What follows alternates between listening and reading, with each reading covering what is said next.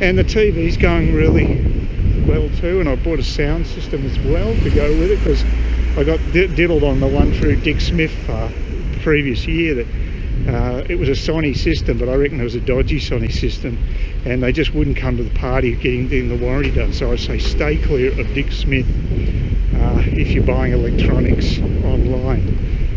Not worth the hassle, in my opinion. So but I bought this stuff. Was both of these units were bought from Harvey Norman locally, and the only hassle I had there, of course, was with trying to find their warehouse, which if they'd only told me it's just round the corner, it would have made life a lot easier. But I went way down the road and had to get rescued by a local. So I've got to say, local people here lately have been really good to me. So it's actually, there is a good community spirit here, I guess, in spite of all the youth crime and everything. Other people here are pretty obliging. So, you know, it's not that bad a place. I think you've got to give every place a chance, and you know, it sort of made me realise that you know, people here aren't too bad, and it's better than being in a big city. There's a bit more of a community spirit, so that's nice. So at least I've got some positives to say there. So and actually I think it's an ill wind that blows no good. I think actually the coronavirus has probably cut back on the number of kids at the creche, because probably parents are a little worried about having their kids playing with other kids at the moment, just even going to school. So maybe these any sort of group activity like that, it's not as many participants. They don't sound as noisy anyway. So not sure. But I'll tell you, it's just so much nicer walking with a bit of coolness. It's like we've changed seasons the last few days.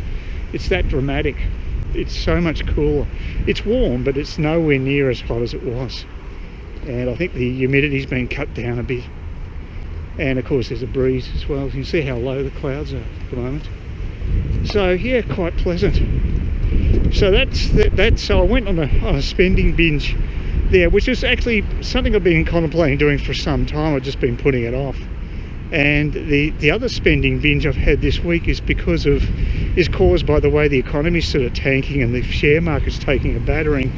I've bought a lot more Commonwealth Bank shares, mainly because I want shares that are going to continue to pay me dividends. And I've got a whole lot of crappy shares now that are on life support that aren't paying me any returns. So they're useless, and I want to stay totally clear of them. And the Combank is the highest capitalised stock in Australia at about $150 billion, I think, is their capitalisation. So they're a huge organisation, and if they go under, I think Australia goes under. So yeah, that's kiss goodbye to Australia if they go. So I'm looking at opportunities. So I bought shares in that. I also bought Grain Corp.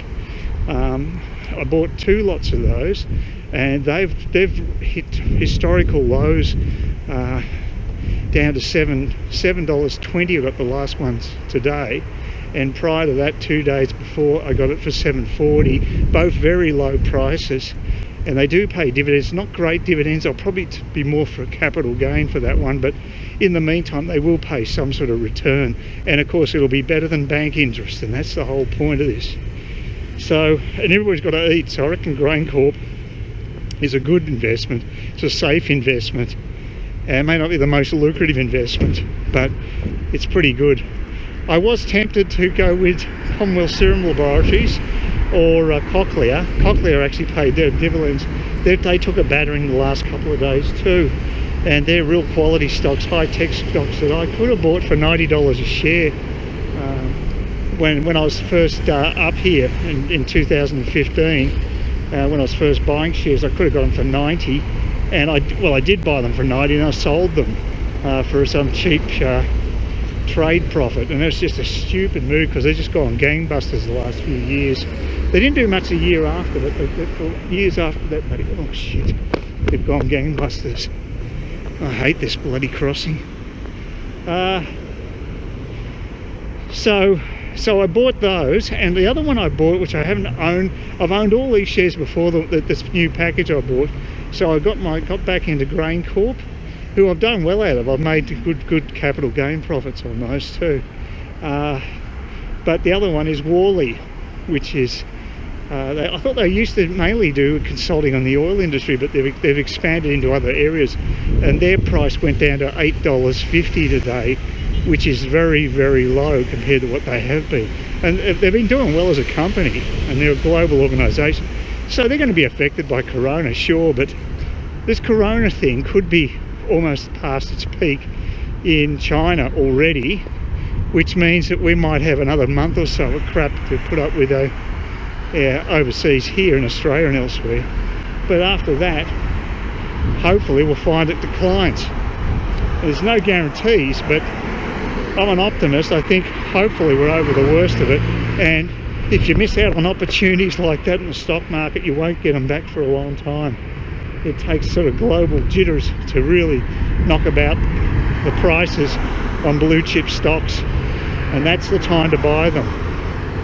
Because going on the current dividend payments, say with CommBank, the price I bought them about 65. I could have got it cheaper today, but I bought a little earlier. They're paying 6% fully franked. That's a damn good return when you consider what you get from banks these days, which will be about less than 1% probably, and fairly soon you'll be paying to have your money in the bank, and it gets to that stage where you think, well, I'll just keep petty cash in the bank, and I'll put my wealth elsewhere, whether it be precious metals or you know. I think the Reserve Bank cutting the rates again are just it's utter financial vandalism. It really is, and they don't have a clue, those people. They're total. I just question their qualifications to make rational decisions. It's a perfect definition of madness, because their previous cuts have had absolutely no effect. Have had only effect the previous interest rate cuts have had is to inflate the property market, which means a huge distortion in the economy. It's not good for it, and it's obviously terrible for first home buyers. So these people in Canberra, they make me sick.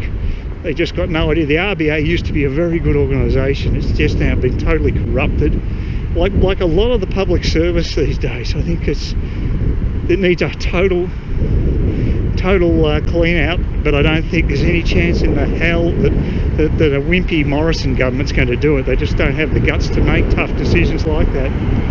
So yeah, we need a Donald Trump and drain the swamp time, I think. But the closest we'll get to that would be a Mark Latham. But unfortunately, Mark Latham is doing well in the upper house in New South Wales, but I wish he was in the federal sphere, because I reckon he could do really well. He talks so much common sense, and he's no dummy either. He does all his research, you know, he's good. But well, what can you do? Well, at least I don't have the wind to be able to talk, so I was thinking about doing this internally, but sometimes I just feel like talking when I'm walking. It just feels more natural for me. So yeah, it was good to get that done. I'm just pray for the day I can get some more toilet paper. I've got a bit in storage. When I came back, I had a few rolls, and so I've actually got a bit to tide me over. But Jesus, is it going to get to the stage where they're going to have to government's going to have to give us vouchers for toilet paper? Is that what we're going to have to get to? Because some people just can't help but hoard certain items. It's just insane. Whipped up by the media, of course, this hysteria, and they've got a lot to answer for themselves. Maybe we should just deprive them of toilet paper. That'd be nice justice. And they're the ones that need toilet paper more than anybody else, because we know what they're full of. Oh, there's a colourful little critter on my flywire door. Looks fairly benign. Usually I get skinks here, but it's the first time I've seen a green insect like that.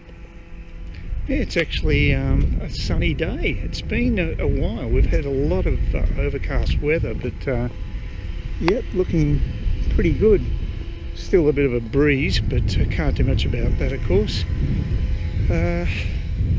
But yeah, it was another volatile day on the stock market yesterday. I've been spending a lot of time watching the screens, because this Corona business has really hit the stock market hard, and there's a lot of jitters, and that means there's buying opportunities. And I've got some cash stashed away to buy, and I've been doing that, but I did miss out on a real bargain with CBA shares. I got some cheap ones, but not as cheap as the bottom of the market. Very hard to pick. Well, here's an update on the shelving situation. Empty as usual, same as it was a few days back, and it makes you wonder, have they got any restrictions on purchases? Because at least Coles have done that. And apparently if you order the stuff online, it takes forever to get it now, because everybody's doing that for two reasons. One is to just get hold of the toilet paper, and the second thing is that they don't have to personally turn up to the supermarket and take the chance of maybe someone having corona. So, well, there's a few people here today. It's not like it's empty. Still plenty of pasta around. I mean, I bought myself some anyway, but although the cheap stuff that I got's probably in short supply. Well, at least I just got some information from Woolworths regarding when they're replenishing the toilet paper supplies. They do it before the store opens, so that's around 6 o'clock, apparently 6 a.m. And what she said to me is that they usually the shelves are cleaned out by 10 o'clock, so I got here a little late today. If I'd made an early run, which now I know to do, and that's not a problem because I get up early anyway, I'll make an early run and grab some, because I'm just I need to replenish supplies. So they also have restrictions like Coles of one item per customer on all the vital stuff that people are hoarding. And apparently it's just got so bad now that people are actually scalping toilet paper. I mean, how low could you get? I mean, I think that just, yeah, that is probably the bottom of the barrel. I think when you've got to go to that extent, you don't care about, you're just exploiting people's fears and insecurities about this corona thing, and it's absurd. I don't know what the connection is either, and other people are saying it online. Tim Pool's saying, what is it with the toilet paper thing? Why is that being hoarded? But I think that the reason is because people see that as a business opportunity. That's the best explanation I've heard, because it's no real direct connection with coronavirus, to the extent that if you have to be at home for two to 4 weeks, obviously you want to have a supply there, but you can order in from your home. You can do it online. It's not like you can't get things delivered. So yeah, it's pretty weird. But it just shows you how fragile our society is. It's a bit of an eye-opener, and it's a really good eye-opener about how important it is for countries like Australia and America to be able to produce their own pharmaceuticals, so we're not beholden to China.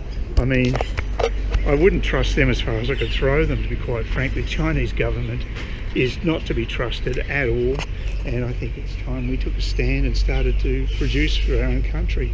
It'd be a good idea, good for employment, good for our skills levels. I think we're just going to reassess everything at the moment. Either that or have a multiple number of places overseas you source it from, but still you should also be able to build, to produce these things at home. It just makes a lot more sense strategically. Please consider subscribing to my channel if you think there's anything there of use to you, or entertainment or whatever. And either do that or give me a thumbs up, or if you're feeling really energetic, do both. That'd be great. But please don't ignore me. That's the worst thing you can do on YouTube, is be ignored.